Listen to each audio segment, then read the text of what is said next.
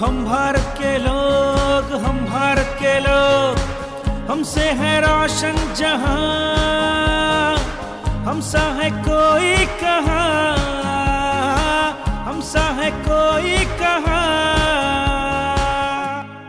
भारत का संविधान वह जीवंत दस्तावेज जो देश और देश के शासन की दिशा निर्धारित करता है, जो यह तय करता है कि शासन कैसे चलेगा, शासक के कर्तव्य क्या होंगे और जनता के अधिकार क्या होंगे। यह भी कि जनता के उन अधिकारों की रक्षा कैसे होगी, कानून कैसे होंगे। यह भी कि जो कमजोर और पिछड़े हैं उनका ध्यान कैसे रखा जाए।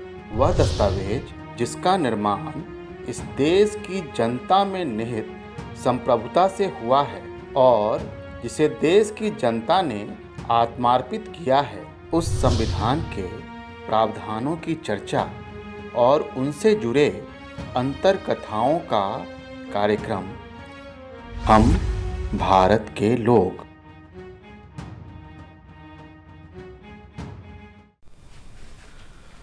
नमस्कार, हम भारत के लोग के पहले एपिसोड में आप सभी दर्शकों का स्वागत और अभिनंदन। इस कार्यक्रम में हम बात करेंगे हमारे संविधान की। हम इसके प्रावधानों की चर्चा करेंगे, सरल भाषा में उन्हें समझने का प्रयास करेंगे और न्याय निर्णयों के माध्यम से हम उनकी विवेचना भी करेंगे।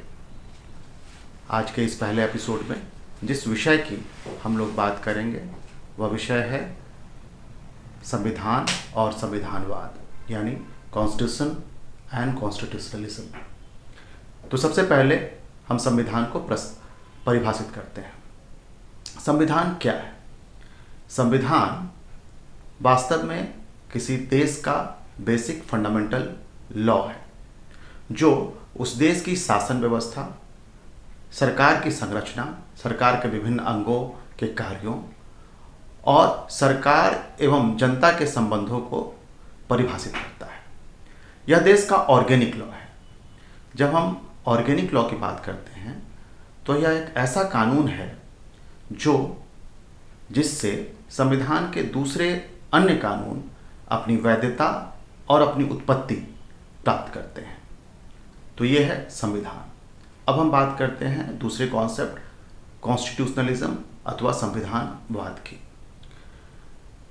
संविधानवाद वास्तव में एक सभ्य समाज में स्थापित ऐसे नियम है जिसे हर संविधान, हर कानून में लाया जाना चाहिए। ये वास्तव में लिमिटेड गवर्नेंस की बात करता है, यानी सरकार जनता के अधिकारों में किस हद तक इंटरफेयर कर सकती है अथवा सरकार के क्रियाकलाप किन स्थापित मानवीय मूल्यों के आधार पर होंगे, इसके बारे में यह बात करता है। तो जहां एक ओर संविधान यह स्थापित करता है कि संविधान क्या है, संविधानवाद यह बात करता है कि संविधान कैसा होना चाहिए। इस बात को और स्पष्टता से समझने के लिए विधि शास्त्र यानी ज्यूरिस्प्रूडेंस के दो अलग अलग मतों को समझना आवश्यक है। पहला जो मत है वह है पॉजिटिविस्ट लॉ फिलॉसफी का, जिसके पैरोकार थे जॉन ऑस्टिन। जॉन ऑस्टिन का यह मानना था कि कानून वास्तव में सॉवरेन का सैंक्शन है। Law is the sanction of sovereign, यानी देश का संप्रभु जो कहता है वही कानून है। इस तरह अगर कोई तानाशाह कानून बनाता है तब भी वह इस मत के हिसाब से सही है, क्योंकि यह मत जो है यह बात करता है कानून क्या है, कैसा है, क्या होना चाहिए, इसके विषय में यह मत बात नहीं करता है।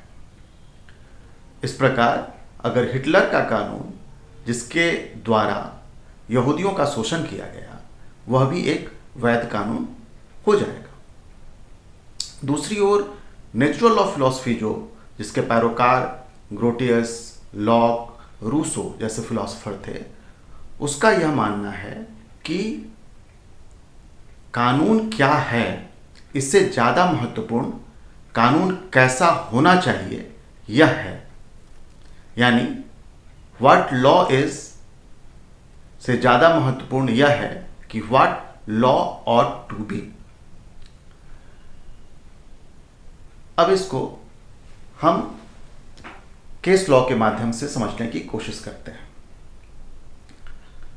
सुप्रीम कोर्ट में इस विषय पर जो व्याख्या सबसे पहले हमें प्राप्त होती है वो ए.के. गोपालन versus state of Madras case, जो 1950 का केस है, उसमें मिलती है।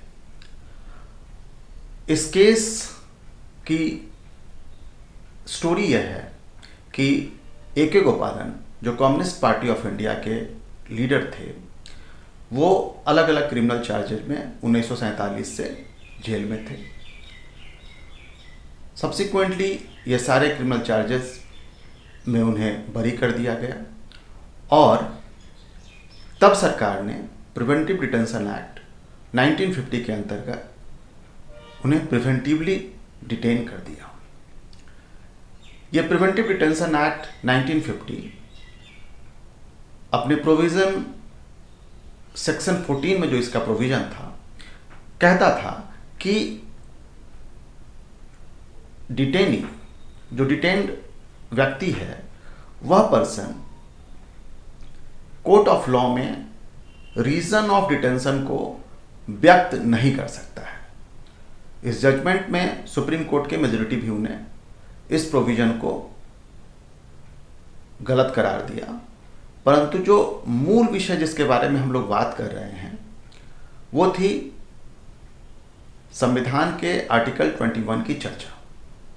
संविधान का आर्टिकल 21 कहता है, no person shall be deprived of his life और liberty except according to procedure established by law.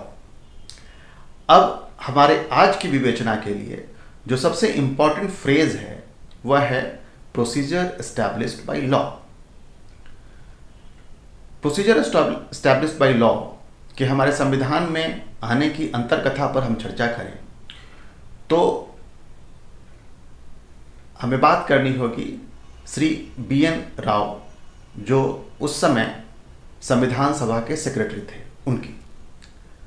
Shri BN. Rao ने उस समय के यूएस कॉन्स्टिट्यूशनल एक्सपर्ट से बात की और यूएस कॉन्स्टिट्यूशन के 5th अमेंडमेंट में जो प्रोविजन है उसके अंतर्गत जिस फ्रेज को डाला गया है वह है ड्यू प्रोसेस ऑफ लॉ। उसके बारे में उनकी चर्चा हुई।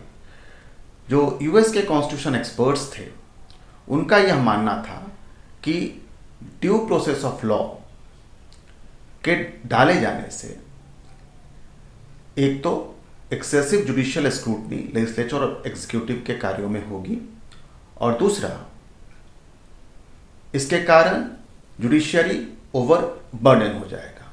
इसलिए बी.एन. राव साहब ने कॉन्स्टिट्यूंट असेंबली को यह सजेस्ट किया कि हम यूएस कॉन्स्टिट्यूशन के due process of law phrase की जगह आर्टिकल 21 में जापानीज और आयरिश कॉन्स्टिट्यूशन के procedure established by law phrase को यूज करें।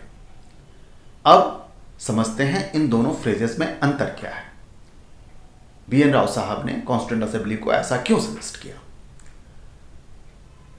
ड्यू प्रोसेस ऑफ लॉ जो है वह कहता है कि अगर कोई कानून बना भी है जिसके अंदर किसी व्यक्ति के लाइफ और लिबर्टी के साथ इंटरफेयर किया जा रहा है तो वह कानून कॉन्स्टिट्यूशनलिज्म के क्राइटेरिया में फिट बैठना चाहिए।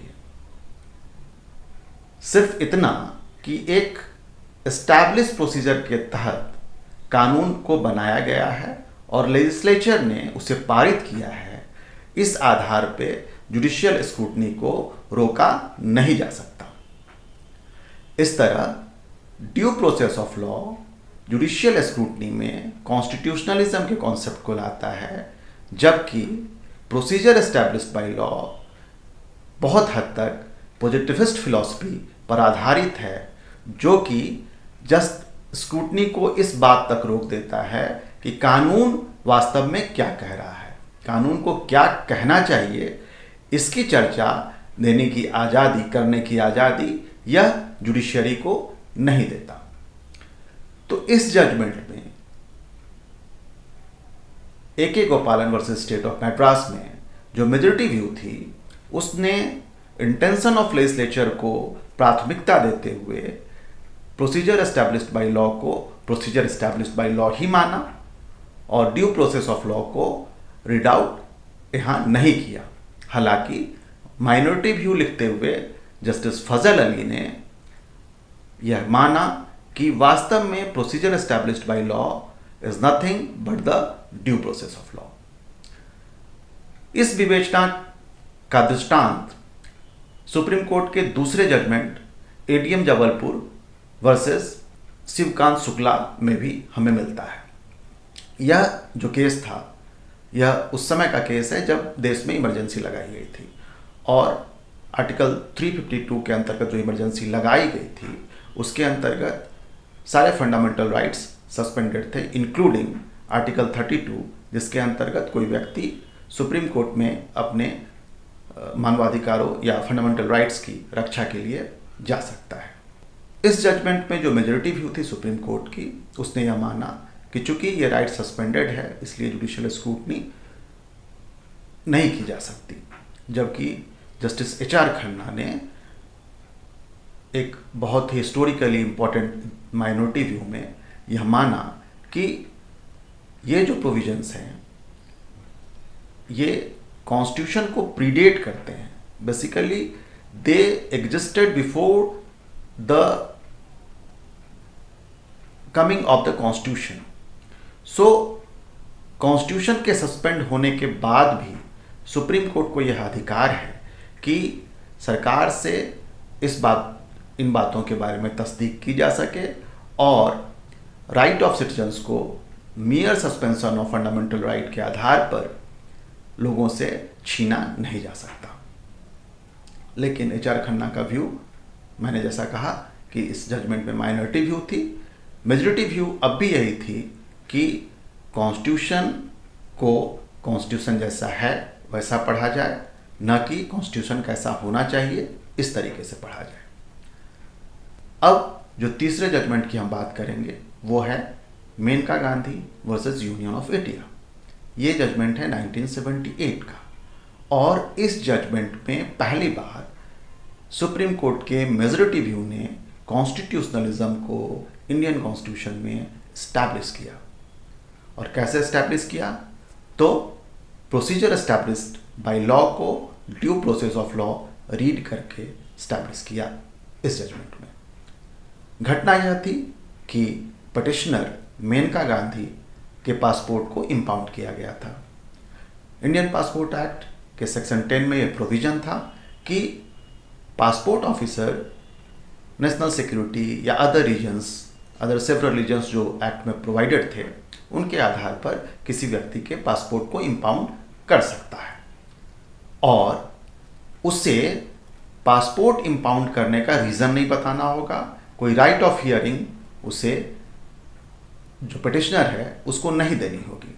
कोर्ट ने कहा कि ये provision due process of law के अकॉर्डिंग नहीं है और सुप्रीम कोर्ट ने ऑडी अल्ट्रम पार्टन यानी नेचुरल जस्टिस के एक बहुत महत्वपूर्ण सिद्धांत राइट ऑफ हियरिंग को आर्टिकल 21 में रीड आउट किया और कोर्ट ने कहा कि यह ठीक है कि पासपोर्ट ऑफिसर्स को सर्टेन सिचुएशंस में पासपोर्ट को इम्पाउंड करने का अधिकार होगा, लेकिन पासपोर्ट ऑफिसर को नंबर 1 रीज़न बताना होगा कि पासपोर्ट को क्यों इम्पाउंड किया जा रहा है और नंबर 2 पिटिशनर को एक हियरिंग देनी पड़ेगी ये अपना पक्ष रखने के लिए कि क्यों उनके पासपोर्ट को इम्पाउंड नहीं किया जाए। तो इस प्रकार इन वेरियस जजमेंट्स के थ्रू कॉन्स्टिट्यूशन में कॉन्स्टिट्यूशनलिज्म के प्रोविजंस को और नेचुरल लॉ फिलॉसफी के प्रोविजंस को रीड आउट करने का प्रयास सुप्रीम कोर्ट के द्वारा किया गया। और इन प्रयासों के माध्यम से हम ये पाते हैं कि कॉन्स्टिट्यूशन ज़्यादा ह्यूमेन और ज़्यादा सिटीजन सेंट्रिक हो पा रहा है। तो आज की बात हम यहीं ख़त्म करते हैं और अगले एपिसोड्स में संविधान के अन्य प्रावधानों के बारे में हम फिर से चर्चा करेंगे और इन इंटरेस्टिंग अंतरकथाओं के माध्यम से संविधान को सरल भाषा में समझने का प्रयास करेंगे। नमस्कार।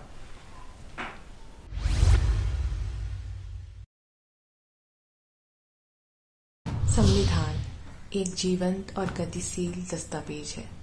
बदलते परिवेश और बदलती आवश्यकताओं के अनुरूप यह स्वयं को ढाल सके, इस कारण संविधान के आर्टिकल 368 द्वारा संशोधन की व्यवस्था की गई है।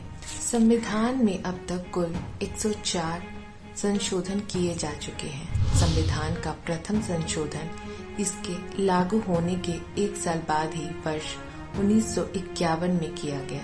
इस संशोधन की सबसे महत्वपूर्ण बात 9वीं अनुसूची थी। पंडित नेहरू भूमि सुधारों के बड़े समर्थक थे और जमींदारी उन्मूलन इस दिशा में पहला और सबसे आवश्यक कदम था। इसलिए 9वीं अनुसूची के माध्यम से ऐसी व्यवस्था की गई कि इनमें रखे गए कानूनों को न्यायिक पुनरावलोकन की परिधि से दूर रखा जा सके।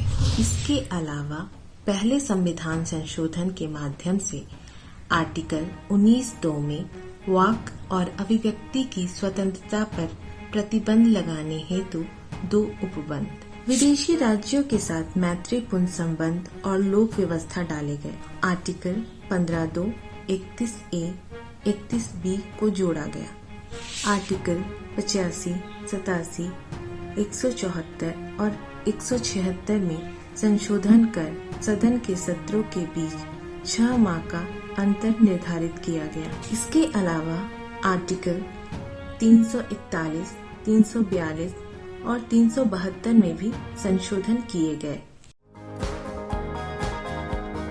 हम भारत के लोग, हम भारत के लोग, हमसे है रोशन जहां,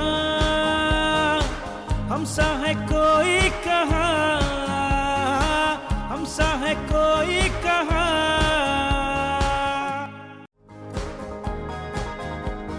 हम भारत के लोग, हम भारत के लोग, हमसे है रोशन जहां, हमसा है कोई कहां।